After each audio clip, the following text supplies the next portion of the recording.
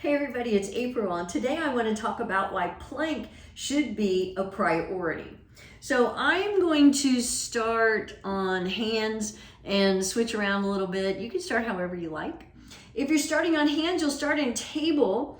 Pull your shoulders down your back, then lift your upper back, lift your chest, pull in your belly, come up on your toes, shift your weight forward slightly, and the timer has begun. But once you're in your plank, you want to do all that again, because it's really easy to say, oh yeah, I'm in a plank, but it's kind of slumpy, or you don't really have everything engaged. So by pressing into the floor again, separating your shoulders again, so you're actually broadening your upper back, pull in your belly. I even give it like a little huh. I don't say that, but I feel that huh as I pull in my abs. Tighten up your glutes, press your heels back, and look, we're already at 36 seconds. And that was just from getting into our plank and then setting it up again, or not exactly setting it up, but going back over it, making sure everything is activated, you're energized, you've got it going on. And that's what's important with your plank, so that maybe, it doesn't matter so much how long you hold it, which I say that all the time. We're at a minute. I'm going to keep holding on my hands and then I'll switch around. It matters that you have the good form. But by doing that again, it kind of helps take your mind off the fact that how long you're holding it. So like I said, we held for 36 seconds just by getting into our plank and then going over all the parts again to make sure we were holding correctly.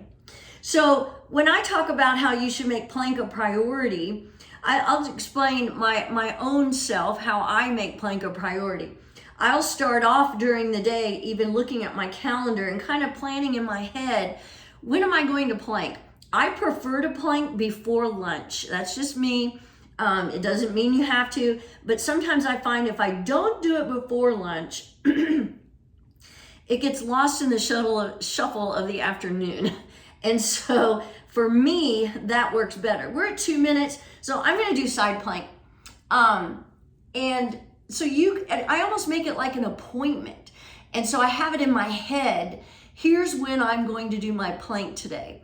And like I said, I like doing it before lunch. It's really better not to plank or do any kind of exercise, in my opinion, after you've had a full meal. Doesn't mean I couldn't do it later in the day, which I have many times, but I still just like doing it in the morning. And it seems like it's more top of mind that way. We're at 2:34, so I guess I'm gonna keep holding on this side. I can hold for a minute on each side. I don't usually do that. I usually just do it for 30 seconds on each side. But if you're in side plank, notice I have my feet stacked. So if you can stack your feet, that's great. You could bring your top foot in front of you if you need to, like this, for balance, because this is a bit of a balancing act. We're coming up on 3 minutes. I'm going to switch. But if you are stacking your feet, make sure you're pressing the sole of your bottom foot toward the floor. So make good form a priority. So why should you make plank a priority? For one thing, if you don't make it a priority and kind of schedule it in your head or on your calendar, then it's not going to happen. But it's like that with any type of fitness. You want to make it a priority so you can make sure it will happen. And it's very important that you make that happen, make it a priority. For one thing, because you want to make you a priority, your health, your well-being, your strength.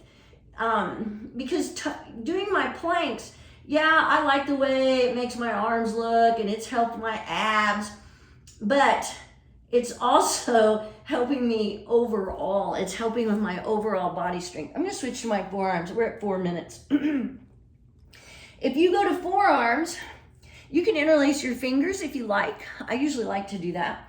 But one thing to make sure in your forearms is you're not letting your hips sag. Make sure you're actively pulling in your belly.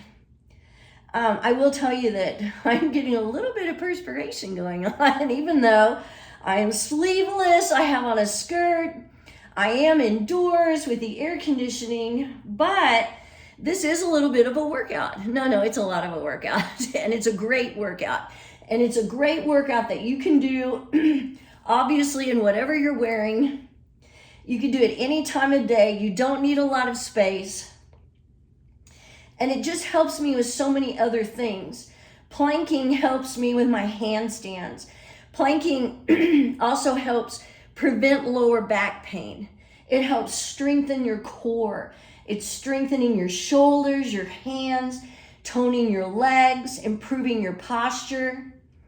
But one of the other things I really like is how it helps your mind muscle, because it releases endorphins, and that makes it a huge mood booster, and it can help relieve depression.